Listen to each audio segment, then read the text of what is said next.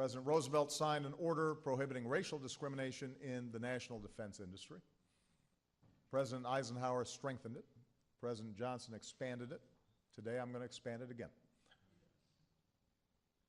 Currently, 18 states have already banned workplace discrimination based on sexual orientation and gender identity, and over 200 cities and localities have done the same.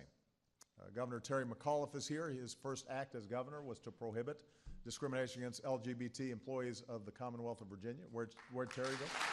Right back here.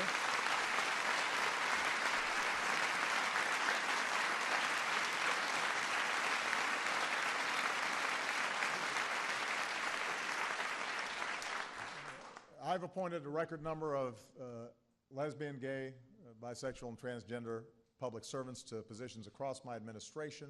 They are ambassadors and federal judges, special assistants, senior advisors from the Pentagon to the Labor Department. Every day their talent is put to work on behalf of the American people. Equality in the workplace is not only the right thing to do, it turns out to be good business. That's why a majority of Fortune 500 companies already have non-discrimination policies in place.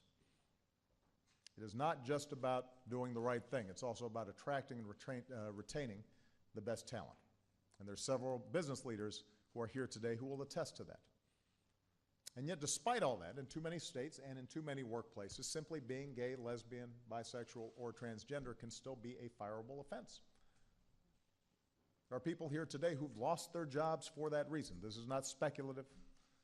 This is not a matter of political correctness. People lose their jobs as a consequence of this. Their livelihoods are threatened, their families are threatened. In fact, more states now allow same-sex marriage than prohibit discrimination against LGBT workers. So I firmly believe that it's time to address this injustice for every American. Now, Congress has spent 40 years, 4 decades, considering legislation that would help solve the problem. That's a long time. And yet they still haven't gotten it done.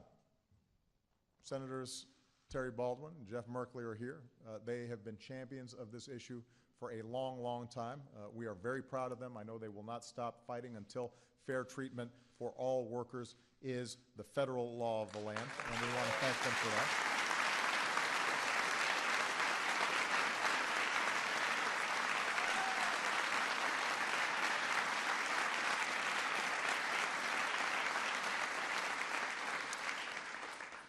But I'm going to do what I can with the authority I have to act. The rest of you, of course, need to keep putting pressure on Congress to pass federal legislation that resolves this problem once and for all. Amen. Amen. Amen. Got the amen corner here. Well, you don't want to get me preaching now. For more than 2 centuries, we have strived, often at great cost, to form a more perfect union, to make sure that we the people applies to all the people. Many of us are only here because others fought to secure rights and opportunities for us. And we've got a responsibility to do the same for future generations. We've got an obligation to make sure that the country we love remains a place where no matter who you are or what you look like or where you come from or how you started out or what your last name is or who you love, no matter what, you can make it in this country. That's the story of America. That's the story of this movement. I want to thank all of you for doing your part. You know, we've got a long way to go, but I hope as everybody looks around this room, you are reminded of the extraordinary progress that we have made, not just in our lifetimes, but in the last 5 years, in the last 2 years, in the last 1 year. We're on the right side of history. I'm going to sign this executive order. Thank you, everybody.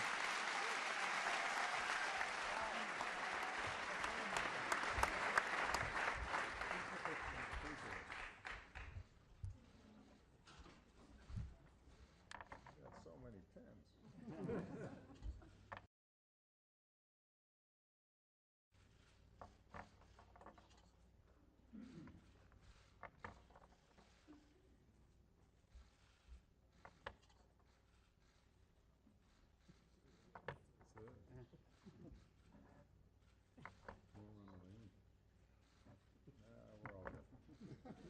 We made it. Thank you. Thank you, Mr. President.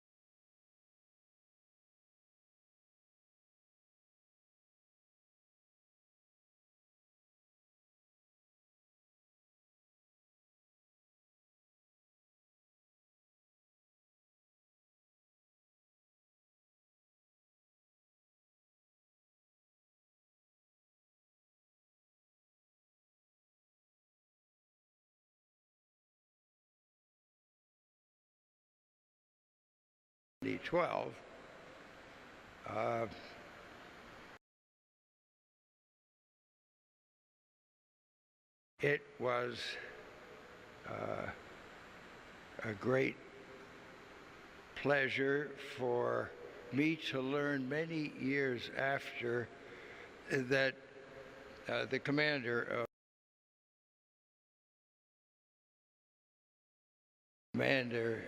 position on Apollo 11, the first landing. He turned it down, and I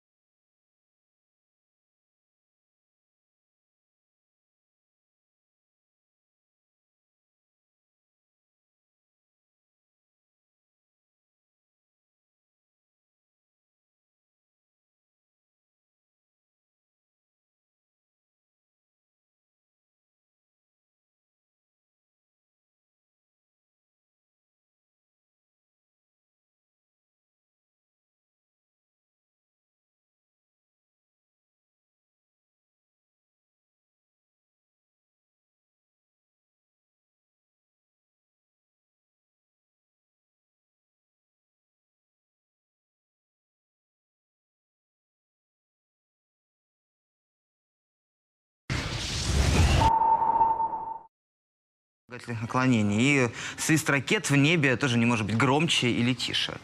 Это все равно свист, это все равно ракеты. Гибель каждого солдата – это боль всей страны за мир, который эти солдаты идут на войну. Всего с начала наземной операции в секторе Газа Израиль уже потерял убитыми 18 военнослужащих, 13 только за последние сутки. В результате ракетных обстрелов Хамасом территории Израиля погибло 2 мирных жителя. Ну, на самом деле, вот эти люди, эти 2 человек погибли просто за то, что они живут в Израиле. Сегодня 14-й день операции «Нерушимая скала», 14-й день страна живет под звуком сирен. Вот вы можете себе представить, что вы просто живете, у вас дом, семья, вы ходите на работу, вы любите, гуляете с собакой, а ваш дом просто вот так вот берут и стреляют из ракеты. Ракета падает в ваш двор. Как это выглядит? Примерно вот так.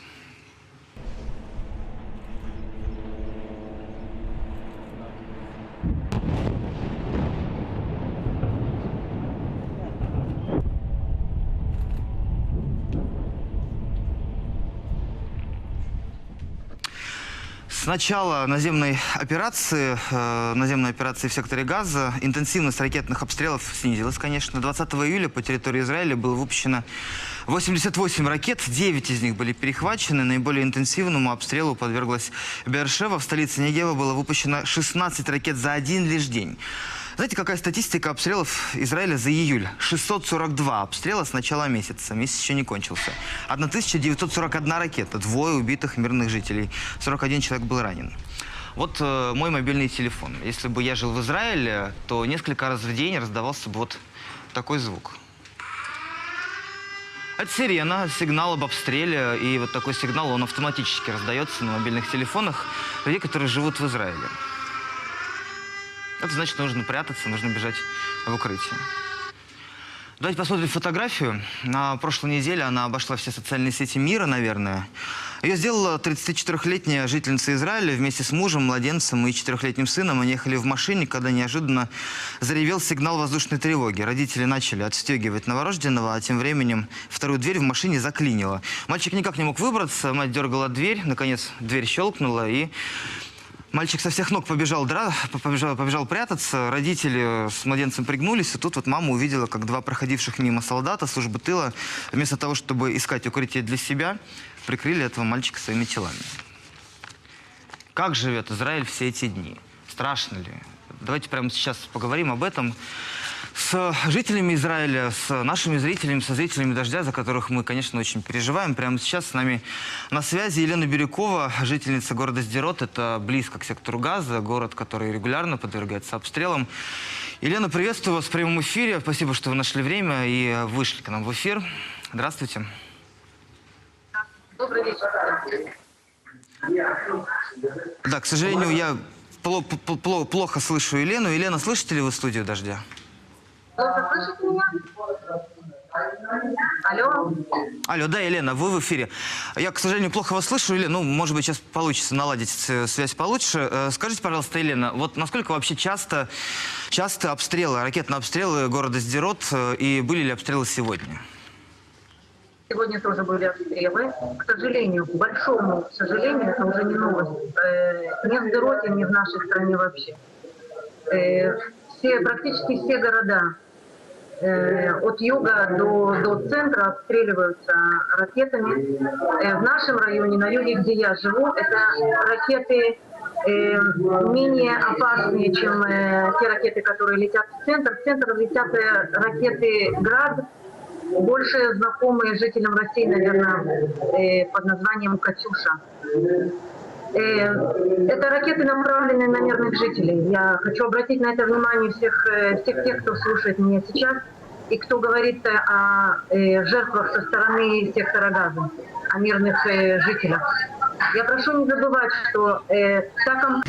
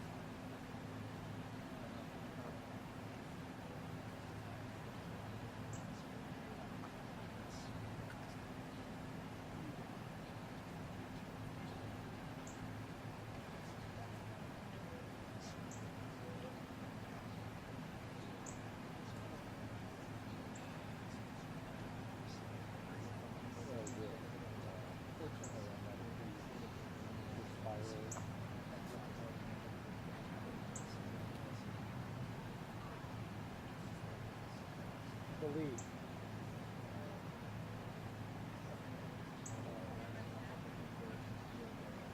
Say what?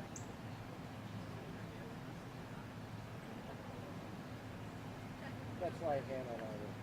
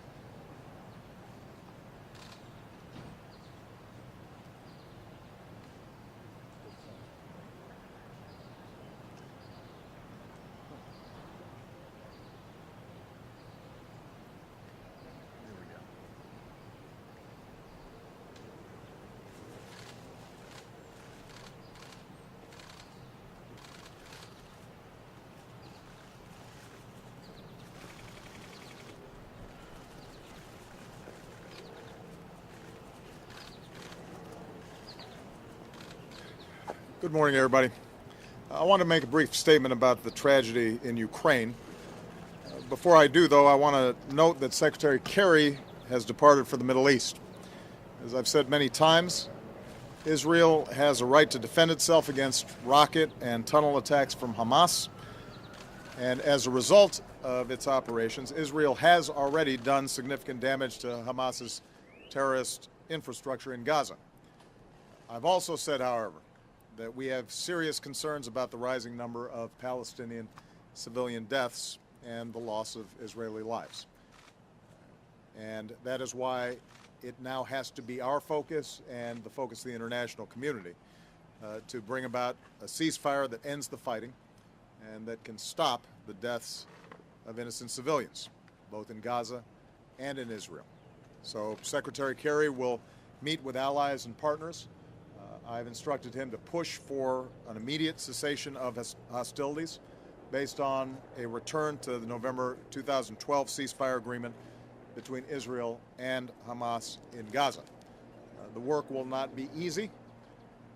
Obviously, there are enormous passions involved in this and some very difficult strategic issues involved.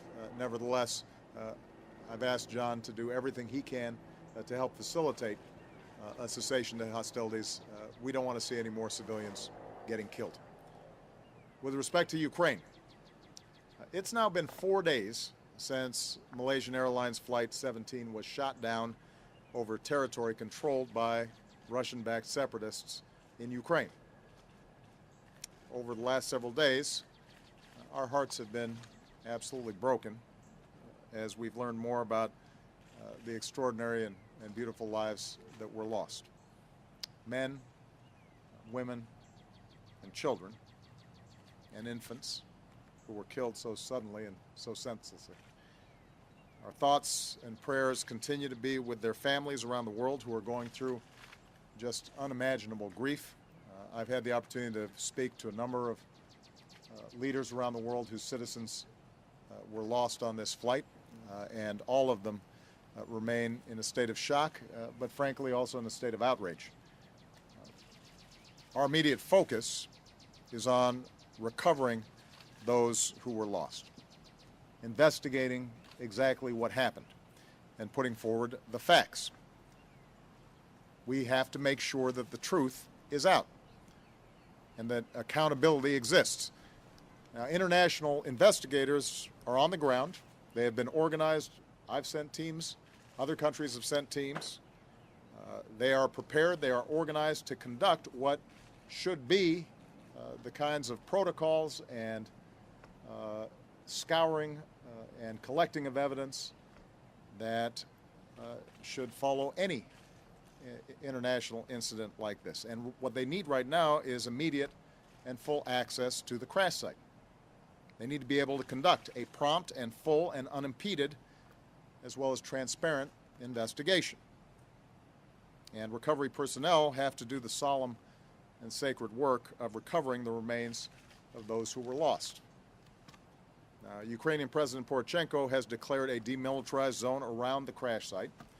As I said before, you have international teams already in place prepared to conduct the investigation and recover the remains of those who have been lost. But unfortunately, the Russian-backed separatists who control the area continue to block the investigation. They've repeatedly prevented international investigators from gaining full access to the wreckage. As investigators approached, they fired their weapons into the air. These separatists are removing evidence from the crash site, all of which begs the question, what exactly are they trying to hide? Moreover, these Russian-backed separatists are removing bodies from the crash site, oftentimes without the care that we would normally expect from a tragedy like this. And this is an insult to those who've lost loved ones. This is the kind of behavior that has no place in the community of nations. Now, Russia has extraordinary influence over these separatists. No one denies that. Russia has urged them on. Russia has trained them. We know that Russia has armed them with military equipment and weapons, including anti-aircraft weapons. key separatist leaders are Russian citizens. So, given its direct influence over the separatists, Russia, and President Putin in particular, has direct responsibility to compel them to cooperate with the investigation. That is the least that they can do. President Putin says that he supports a full and fair investigation. And I appreciate those words, but they have to be supported by actions.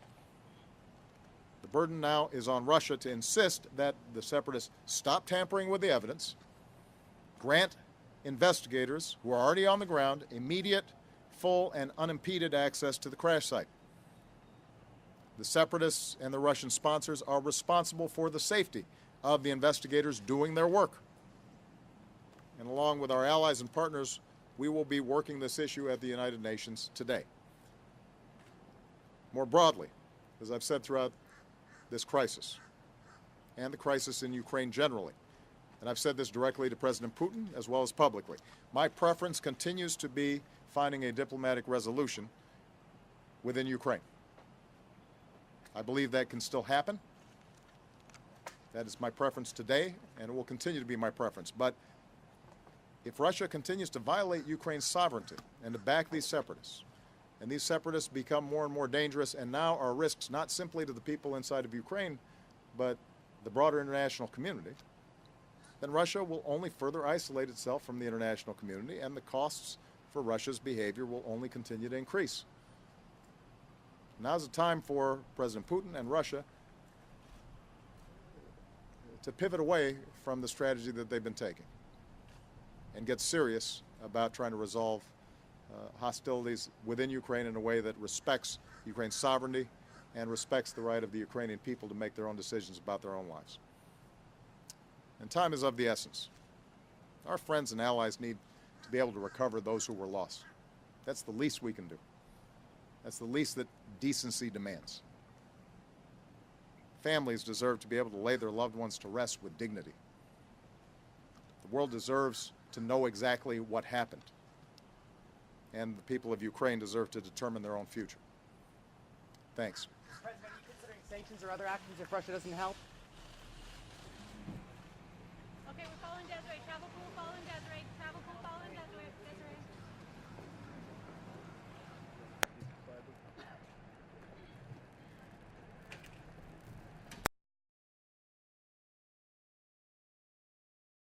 Those of you in the West will now return to CBS This Morning. This has been a CBS News special report. I'm Norah O'Donnell, CBS News, New York.